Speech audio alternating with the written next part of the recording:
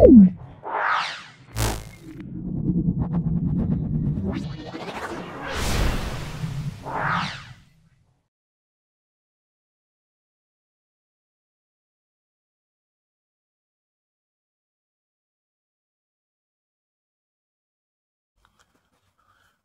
নাও। এরপর দেখো আমরা পাবো পুলিন বিহারি। দেখে নাও পুলিন বিহারি। এর পরের দুটো স্কুল দেখো, আমরা পুলিন বিহারি বালিকা বিদ্যালয় এবং রানী বিনোদ গার্লস স্কুল সলভ করছি। ভালো করে দেখো, খুব ভালো করে ভিডিওটা দেখো, অবশ্যই ভিডিওটি উপকৃত হবে। দেখে নাও, ফারেনহাইট থার্মোমিটারের নিম্ন স্থিরাঙ্ক আমরা বলবো সেটা হলো 32 ডিগ্রি। আমরা বলবো 32 ডিগ্রি। ঘর্মাক্ত শরীর পাখার তলায় দাঁড়ালে আরাম অনুভূত হয়, এগুলো হলো বাষ্পীভবনের জন্য।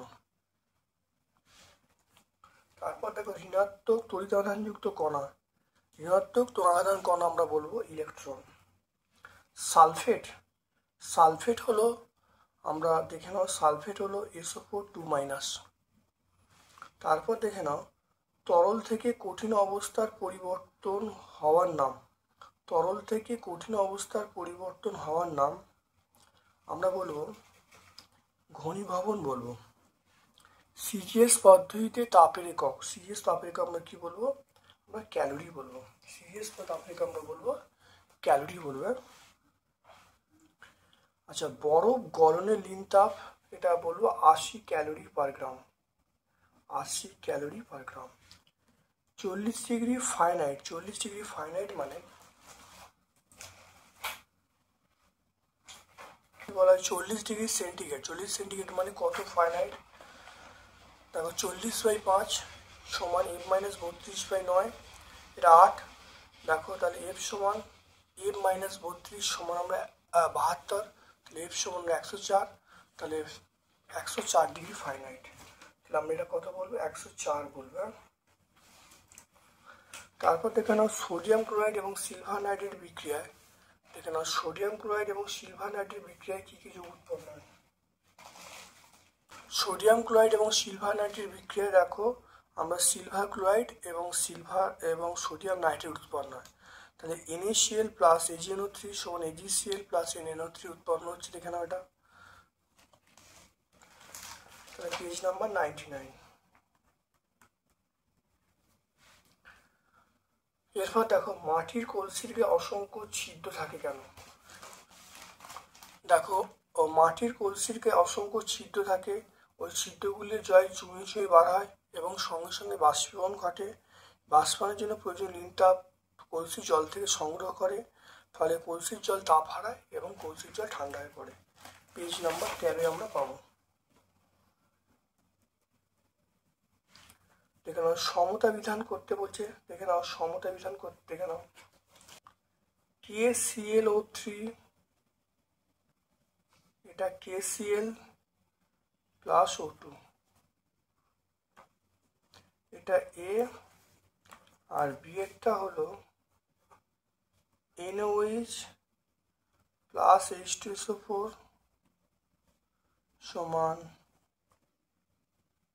আমরা বলবো Na2SO4 প্লাস H2O। দেখে নাও প্রথমে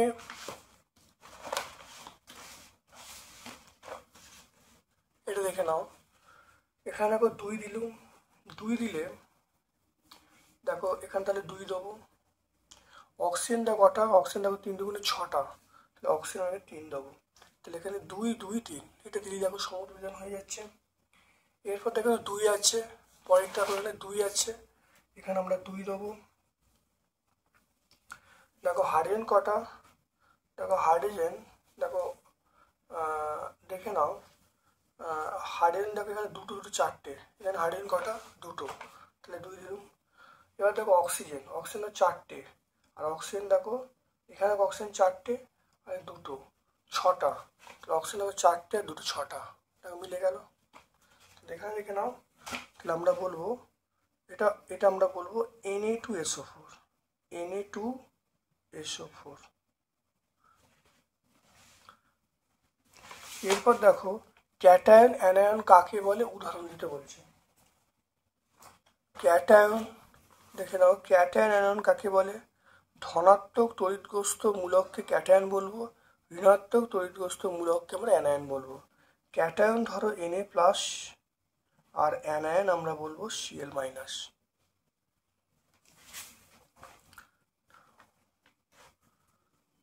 তাহলে পেজ নাম্বার এটা 134-এ পাবো। এরপর দেখে নাও কোন কোন খাদ্য উপাদানের অভাব হলে গয়টার রোগ হয়? এটা আমরা আয়োডিন বলবো। কোন খাদ্য উপাদান শক্তি পাওয়া যায় না? সেটা ভিটামিন বলবো। বিরিয়ানিতে যে ক্ষতিকারক পদার্থ তার নাম কি? আমরা বলবো সেটা হলো মেটানিন-ইয়েলো। আমরা বলবো মেটানিন-ইয়েলো থাকে। তারপরে দেখো লোহিত রক্তকণিকায় উপস্থিত প্রোটিনটার নাম, সেটা আমরা হিমোগ্লোবিন বলবো। হিমোগ্লোবিন, লোহিত কণিকায় উপস্থিত প্রোটিনটার নাম হিমোগ্লোবিন। কড মাছে থেকে যে ভিটামিন পাওয়া যায় ভিটামিন A, আমরা কি বলবো? ভিটামিন A পাবো, ভিটামিন A পাবো। তারপরে দেখো মানুষের ওজন বেড়ে যাওয়ার ফলে কি কি সমস্যা হতে পারে? একটা দেখো রক্তচাপ বাড়তে পারে, নাম্বার 2 হলো হৃৎপিণ্ডের সমস্যা হতে পারে, 3 হলো অস্থি সন্ধিতে ব্যথা ও ক্যান্সার হতে পারে। এটা 167 পেজ আমরা পাবো, পেজ নাম্বার 167। কোয়াশিকর রোগ কেন হয়? এই রোগের লক্ষণগুলো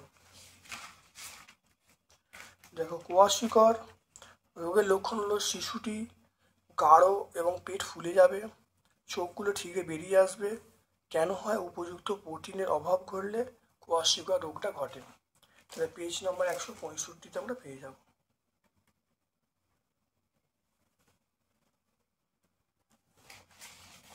দেখে নাও পরের স্কুলটা চলে এসো, সেটা হলো রানী বিনোদ মঞ্জুরি গভর্নমেন্ট গার্লস স্কুল। দেখো দেহের তাপমাত্রা বেড়ে গেলে গ্যাসের পরিমাণ কমে যায়। দেখে নাও দেহের তাপমাত্রা বেড়ে গেলে দেখো শ্বাসক্রিয়া বেড়ে যায়, ঘাম বেরোনো বেড়ে যায়। তারপরে দেখো শ্বাসনালীর ব্যাস বেড়ে যায়। কি কমে যায়?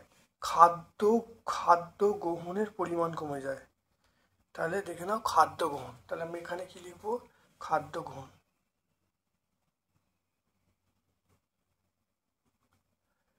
খাদ্য গ্রহণের পরিমাণ কমে যায়, খাদ্য গ্রহণের পরিমাণ কমে যায়। কোনো পরমাণু অন্য কোনো পরমাণুর সঙ্গে যুক্ত হওয়ার ক্ষমতাকে আমরা বলবো যোজ্যতা বলবো। তারপর দেখে নাও 50 ডিগ্রি তাপমাত্রায় ঘরের জল ঘরের তাপমাত্রা আসার জন্য ঋণ তাপ বহন করবে হবে। নাইট্রোজেন এবং হাইড্রোজেনের মিশ্রণে অ্যামোনিয়া উৎপন্ন হয়, বিক্রিয়াটা সংযোগ বিক্রিয়া। হাইড্রোজেন বিক্রিয়া অ্যামোনিয়া উৎপন্ন হয়, তাহলে বিক্রিয়াটা প্রত্যক্ষ সংযোগ বিক্রিয়া। এটা আমরা কি বলবো? সত্য বলবো।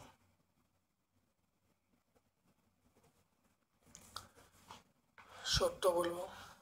তারপর দেখো 12টি প্রোটন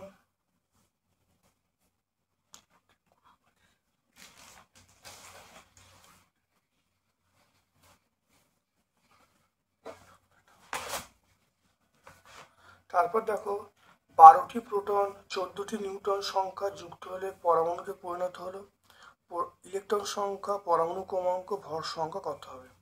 দেখে নাও এক একটা। তাহলে প্রোটন সংখ্যা, প্রোটন কটা? প্রোটন হলো 12টা, প্রোটন 12টা। নিউট্রন কটা? নিউট্রন হলো 14টা। তাহলে প্রোটন 12টা, নিউট্রন 14টা। তাহলে প্রোটন 12টা মানে পরমাণু ক্রমাঙ্ক কত?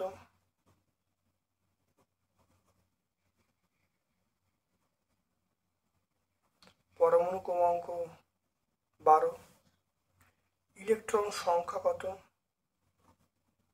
ইলেকট্রন সংখ্যা এটা 12টাই হবে। তাহলে প্রোটন সংখ্যা যা, পরমাণু ক্রমাঙ্কটা, ইলেকট্রন সংখ্যা তাই। এবার ভর সংখ্যা।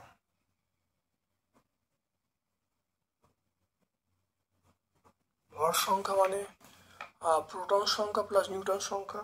তাহলে প্রোটন হলো 12, নিউট্রন হলো 14। 12 প্লাস 14 যোগ করলে কত? 26। তাহলে আমরা 26টা বলবো। এরপর দেখে নাও 100 ডিগ্রি সেন্টিগ্রেড তাপমাত্রায় 1 গ্রাম জল বাষ্পীভূত হওয়ার জন্য কত পরিমাণ তাপ গ্রহণ করবে?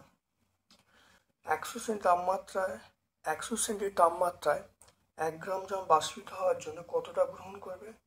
সেটা হলো 537 ক্যালোরি তাপ গ্রহণ করবে। 34 ডিগ্রি সেন্টিগ্রেড তাপমাত্রায় ফাইনাল স্কেলের পার্ট কত হবে?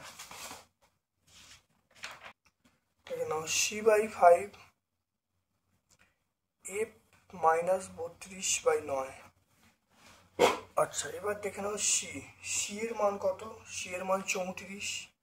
34/5 সমান F -32/9। এটা দেখে নাও।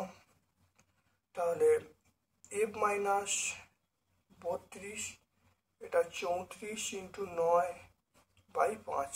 দেখে নাও, এটা গুণ করা হলো, এটা 9। তাহলে 34 × 9/5। তাহলে এখান থেকে দেখো এফ এর মানটা এদিকে গেল। তাহলে 32 প্লাস 34 × 9/5।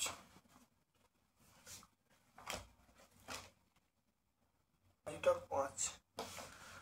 তাহলে এখানে এফ এর মান পেয়ে গেলাম। তাহলে এফ সমান 32, এটা ভাগ করলে 61.2।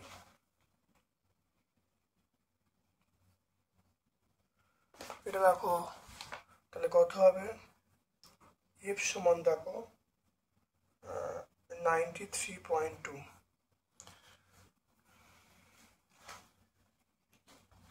তাহলে সি এর মানটা 34, মানটা বসানো হলো, ক্যালকুলেশন করা হলো, এফ এর মানটা পেয়ে গেলাম 39.3। এটা মানটা পেয়ে গেলাম। তাহলে ফারেনহাইট স্কেলের মানটা হবে দেখো 93.2। তাহলে কত হবে? 93.2 ডিগ্রি ফারেনহাইট।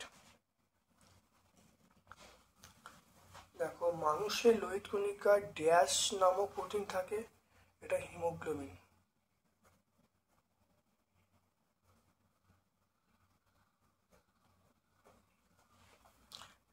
কোল্ড ড্রিঙ্কস একটি প্রক্রিয়াজাত খাদ্য। সত্য। তাহলে কোল্ড ড্রিঙ্কস একটি প্রক্রিয়াজাত খাদ্য, এটা আমরা সত্য বলবো। কোল্ড ড্রিঙ্কস একটি প্রক্রিয়াজাত খাদ্য, এটা আমরা সত্য বলবো। দেখো মিমির ওজন 55 কেজি, উচ্চতা বলা আছে 1.5, বিএমআই কত? দেখে নাও তিনেরটা। বিএমআই 55/1.5 তার স্কোয়ার। এককটা হবে kg/m²। 0.25 kg/m²। যেটা আসবে 24.44 kg/m²।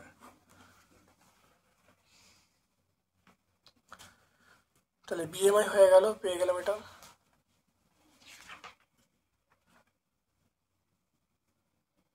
তাহলে আজকে আমরা এই দুটি স্কুল সম্পূর্ণ সলভ করলাম। ভিডিওটা কেমন লাগলো কমেন্ট সেকশানে কমেন্ট করবে, ভালো লাগলে লাইক করবে। যারা চ্যানেলটাকে সাবস্ক্রাইব করোনি চ্যানেলটা সাবস্ক্রাইব করে দেবে, বেল বাটনে ক্লিক করে দেবে।